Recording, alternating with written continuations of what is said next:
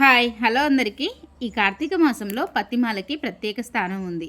కార్తీక మాసం అనే కాదు, ప్రత్యేకమైన పూజలు వ్రతాలు చేసినా కూడా అమ్మవారికి ఈ పత్తిమాల వేస్తే చాలా మంచిదనమాట.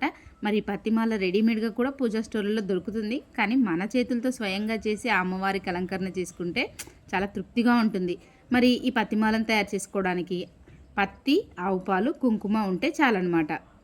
ఈ పత్తిమాలను తయారు చేసుకోవడానికి పత్తిని ఫస్ట్ ఏకపత్తి దారంలాగా తయారు చేసుకోవాలి. ఆ తర్వాత ఆవు పాలను మనకు కావాల్సిన దూరంలో అద్దుకుంటూ కుంకుమని నింపుకోవాలి, అంతే.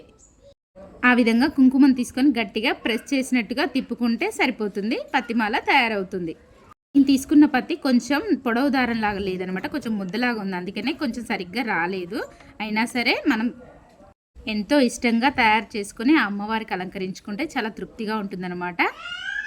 ఇంకా పూజ చేసుకోవడానికి ముందు రోజు తయారు చేసుకుంటే ఇంకా ప్రశాంతంగా ఇంకా అందంగా తయారు చేసుకోవచ్చు. నేను ఆ రోజే పూజ రోజే తయారు చేసుకోవడం వల్ల కొంచెం హడావిడిగానే చేసుకున్నాను. మీరైతే ముందు రోజు తయారు చేసుకోండి. ఈ వీడియో కనుక నచ్చినట్టయితే ఒక లైక్ అయితే చేసేయండి.